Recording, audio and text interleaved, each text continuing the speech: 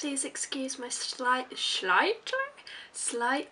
dishevelled appearance today. I am in the midst of studying like a mofo, I guess. Wading in the depths of a very scary, very big chapter of my thesis. So I'm basically spending a lot of time drinking a lot of tea and sitting on the couch quite a lot. And yeah, quietly panicking most of the time.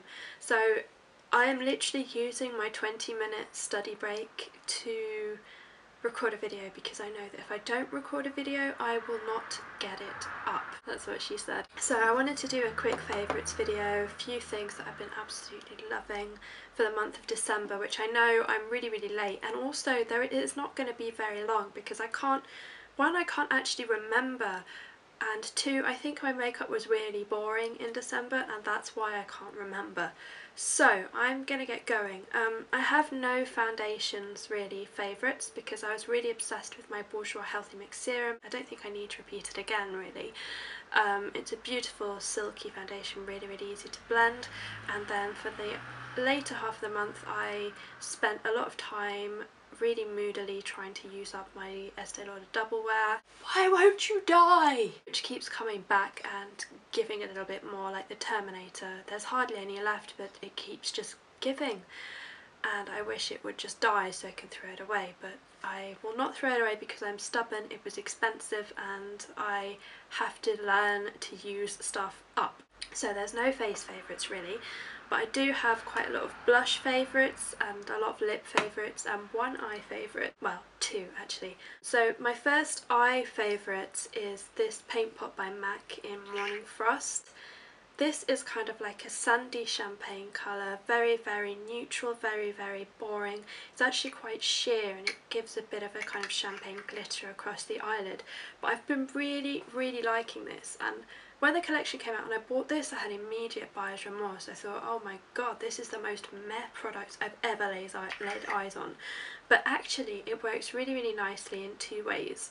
First way, I love to just put it all over the lid just to give me a really kind of neutral champagne colour which brightens up my eyelid, and then I just top that off with mascara. The other way is as an eyeshadow base for kind of a neutral smoky eye, or just a neutral eye, but I really like to smoke this up, so I use this all over the lid as a base, and then I will apply a kind of more mid-tone brown like my beloved Copperplate, which is kind of a greyish brown. I do that in the crease, and then I will go in the outer V with a slightly darker brown like NARS Cordura, which is an amazing kind of, I don't even know how to describe it, kind of cool toned brown with some gold glitter in it, and mine's completely shattered and horrible.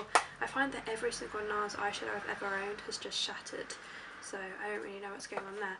But I love to smoke it up, and this is a really nice base for that kind of look, a really kind of smoky, light brown, smoky, neutral eye. So that is one of my first favourites. And then the other favourite is absolutely, it has to be this Wet n Wild Colour Icon Trio in Silent Treatment, just for the sake of one shade. This shade here, which is this kind of purplish violet taupe, it's so beautiful, and I've been wearing this in a combination of ways, again in the crease with a kind of paler eyeshadow on the lid like Urban Decay Sellout for example, or I've been using it all over the lid with this brown shade in the crease. I absolutely love that eyeshadow, I think it's wonderful. If you're looking for the world's most perfect kind of violety grey taupe instead of a warm taupe, this is stunning. So beautiful. The shadow is just buttery, applies really beautifully, and I'm just in love with it. So for, let's move all these things, all the things. Okay, so I have a couple of lip favourites, actually three I think. The first one is this new CID lipstick in Very Cherry. It's an i-Pout lipstick, which, you know my feelings on the light in this lipstick, I just think it's pointless. But this lipstick is so lovely. It's kind of like a deep burgundy red. It's not a classic cherry shade at all really, I think it's quite a deep dark kind of red instead of a more bright red which I'd expect. But the lipstick is really lovely. It goes on really smoothly and really nicely. I mean, it is quite It has quite a lot of slip in it, so it's not going to be the best wear in the world. It's certainly not going to wear for 6 hours or something, but it does leave a little bit of a stain behind on the lips. I find that when I just want instant glamour on the go, just when I'm in, that sounds really kind of teen magazine, doesn't it? If I just want to just shove a red lipstick on without much care, this is really easy to do because it's sheer enough that I can just, if I make a mistake, I can just kind of get it off without it staining the surrounding skin around my lips, and it's really easy to apply, really lovely slip, really moisturising, and just makes me look really polished. Love it. The next thing I have is a limited edition product from MAC, and this is Movie Star Red, and it is a cream colour base, I think. And this was the first one I went for when this was launched in a collection. It's an amazing kind of cherry red, really bright and absolutely stunning. I only ever wear this on my lips. I would never wear this on my cheeks because I'm so pale that I would probably find it quite difficult to blend. On my lips I absolutely love this, and it gives a kind of pinkish stain. It's quite similar to Revlon's Cherries in the Snow, but it's a bit more red toned, so I absolutely love the way it looks on my lips. It's just really bright, really beautiful. It's not too drying. Absolutely love this. And a quite similar product from Bésame, which I mentioned in my 5 blushes I'm loving right now video. This is just amazing. The reason that I like this is because it's quite like Movie Star Red. It's not quite as intense, it's not quite as pink, and it gives me that kind of just been eating loads of cherries kind of look. It's really a Rydell High kind of colour on the cheeks, really flushed like Sandy from Grease. She just, after she's done that kind of cheerleading bit, and then she suddenly sees Danny by the car and he's all like, whatever, that bit, and she gets really embarrassed. But that's the kind of flush this reminds me of, just a 50s schoolgirl flush. I don't tend to wear this on the cheeks, I actually like it a lot more on the lips, and the wear is really, really good on this actually. It's really difficult to describe the texture of this because it's not a balm like, say, a Sleek Pout polish. It doesn't have that glossy feeling, it's quite matte, but it's very, very lightweight and it's not drying. Kind of almost like a stain, it's very, very lightweight and you almost don't feel it's there. It doesn't make film over the lips that you can feel. I tend to slap it on with just completely natural makeup like I'm wearing now because it just gives me that beautiful pop of colour.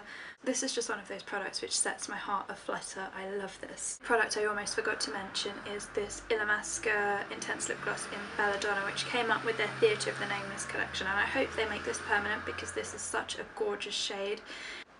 It's kind of like a plummy fuchsia colour. Not really, it's got more of the fuchsia than the plum, but it's not a bright, bright fuchsia. And I've been loving this because I've had quite a naked makeup month in that I've been mainly wearing Painterly Paintpot and lots of mascara and a blush. And I've recently gone back to pale pink blush as it's the love of my life. This has been really, really working. Just a really bold statement lip which kind of makes me look like I've made an effort, but at the same time I really haven't made that much of an effort. So this works perfectly with a lovely pale pink blush, this on the lips and just nude eyes. I love this. The wear on these is really, really great as well. It's not sticky, it's really long lasting. It's a completely non-sticky gloss. It's just really, really comfortable to wear. It doesn't make your lips feel goopy, and the stain that it leaves behind once the glossiness fades is just lovely. Time for blush. That's not the right blush. Probably goes without saying that one of my favourite blushes of the whole month was Sin. I already mentioned this in my haul video. I absolutely love the plumminess of this blush, the kind of pinky plummy depth I get to my cheeks with just the slightest hint of gold shimmer that I basically don't even notice on my skin anyway. So I absolutely think this blush is absolutely stunning. Too many absolutelys there. It's just one of those blushes which just looks really polished, really lovely. A little bit of winter, but also it's a really good everyday blush. Next thing is something I rediscovered. When I made my top 10 products of 2011 video, it was reminded to me that I also had another Becca blush waiting in the wings, and that one is Amaryllis, which is kind of like a muted plummy pink. I'm really not sure how to describe this colour. It's quite an enigma actually, but I love Becca products. The quality is absolutely amazing with Becca products. The pigmentation is lovely and this blush blends out with no effort and it just looks so beautiful. This has completely renewed my love for this blush. Last product. When I posted, I can't remember which video I posted, but a couple of people asked me would it be worth them buying Azalea Blossom from the Daphne Guinness collection, which reminded me that I even had Azalea Blossom in the first place. I promptly rushed, dug it out again, and this is one of my firm favourites of December 2011. I absolutely love the kind of pastel pink. I love that you can mix your own shade. I love this. There's just no way to describe it. It just gives me that perfect bluish pink across my cheeks, which I'm wearing it right now, and it just gives me this perfect pink flush. It really works with my skin tone. It is quite a sheer blush that you can build up really easily, but I think that this blush is just one of my absolute favourite launches from MAC in a very long time. Even in the pan, it's just poetry in motion. Well, it's not in motion, I mean it's an inanimate object and it can't actually move without me moving it. But you know what I mean. It's just truly lovely. It's just a beautiful cool pink. I mean it's probably dupeable, but for me this is my one and only beautiful cool pink. This is the one that I fell in love with first. It's just stunning. So that was my December favourites video. Hopefully you didn't find it too boring. I know that I had a really boring month, and indeed I'm having another boring month. You can see by my makeup I am dead boring at the moment. I don't really have time to think about what eyeshadow combinations I might quite like to wear today. My makeup collection will be coming as soon as I get time to film it, and have a lovely day everybody, and bye!